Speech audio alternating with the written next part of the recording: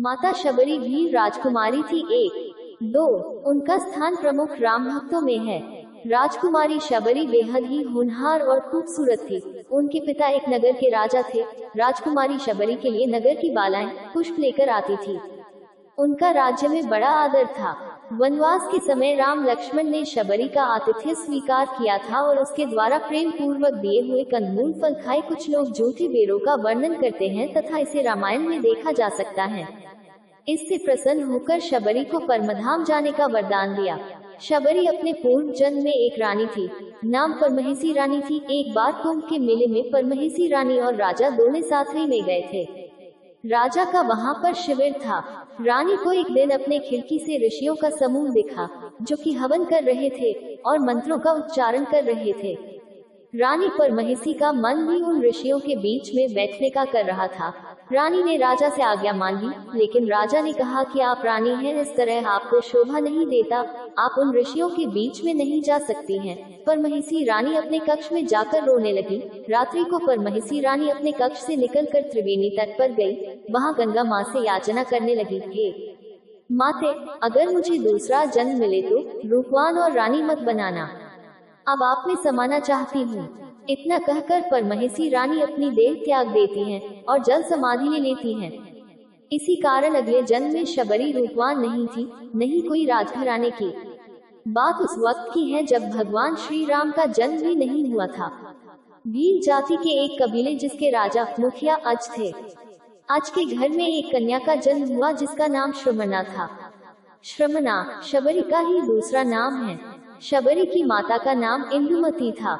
शबरी की जाति शबर थी, जो कि भील से संबंधित थी। शबरी बचपन में पक्षियों से अलौकिक बातें किया करती थी, जो सभी के लिए आश्चर्य का विषय था। धीरे शबरी बड़ी हुई, लेकिन उसकी कुछ हरकतें अज और इंदुमती की समझ से परे थे। समय रहते शबरी के बारे में उसके माता पिता ने किसी ब्राह्मण से पूछा कि वह वैराग्य की बातें करती हैं। ब्राह्मण ने सलाह दी कि इसका विवाह करवा दो। राजा अज और भील रानी इंदुमती ने शबरी के विवाह के लिए एक बाड़े में पशु पक्षियों को जमा कर दिए। फिर जब इंदुमती शबरी के बाल बना रही थी तो शबरी ने पूछा कि माँ, हमारे बाड़े में इतने पशु पक्षी क्यों हैं? तब इंदुमती बताती है, ये तुम्हारे विवाह की दावत के लिए है। तुम्हारे विवाह के दिन इन पशु पक्षियों का विशाल भोज तैयार किया जाएगा। शबरी श्रमणा को ये बात कुछ ठीक नहीं लगी। मेरे विवाह के लिए इतने जीवों का बलिदान नहीं देने दूंगी। अगर विवाह के लिए इतने जीवों की बलि दी जाएगी तो मैं विवाह ही नहीं करूंगी। श्रमणा ने रात्रि में सभी पशु पक्षियों को आजाद कर दिया। जब श्रमणा शबरी बाड़े के किवाड़ को खोल रही थी तो उसको किसी ने देख लिया। इस बात से शबरी डर गई। शबरी वहां से भाग निकली।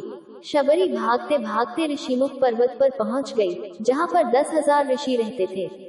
इसके बावजूद शबरी छुपते हुए कुछ दिनों तक, जब तक वह पकड़ी नहीं गई, रोज सवेरे ऋषियों के आश्रम में आने वाले पत्तों को साफ कर देती थी और हवन के लिए सूखी लकड़ियों का बंदोबस्त भी कर देती। बड़े ही भाव से शबरी सविंधाव से लकड़ियों को ऋषियों के हवन कुंड के पास रख देती थी। कुछ दिनों तक ऋषि समझ नहीं पाए कि कौन है जो उनके सारे नित्य के काम निपटा रहे हैं, कहीं कोई माया तो नहीं है। फिर जब ऋषियों ने अगले दिन सवेरे जल्दी शबरी को देखा तो उन्होंने शबरी को पकड़ लिया। ऋषियों ने शबरी से उसका परिचय पूछा तो शबरी ने बताया कि वह एक भीलनी है। एक ऋषि मतन ने शबरी को अपनी बेटी कहकर उसको एक कुटिया में शरण दी और सेवा करने को कहा। समय बीतता गया, मतन ऋषि बूढ़े हो गए। मतन ऋषि ने घोषणा की, अब मैं अपनी देह छोड़ना चाहता हूँ।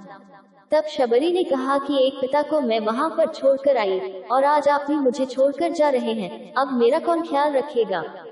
मतन ऋषि ने कहा, बेटी तुम्हारा ख्याल अब राम रखेंगे। शबरी सरलता से कहती है, राम कौन है और मैं उन्हें कहाँ ढूंढूंगी? बेटी तुम्हें उनको खोजने की जरूरत नहीं है, वो स्वयं तुम्हारी कुटिया पर चलकर आएंगे। शबरी ने मतन ऋषि के इस वचन को पकड़ लिया कि राम आएंगे। शबरी रोज भगवान के लिए फूल बिछा कर रखती, उनके लिए फल तोड़कर लाती और पूरे दिन भगवान श्री राम का इंतजार करती। इंतजार करते करते शबरी बूढ़ी हो गई, लेकिन अब तक राम नहीं आए। फिर एक दिन आ ही गया जब शबरी के वर्षों का इंतजार खत्म होने वाला था। शबरी ने फूल बिछा कर रखे थे,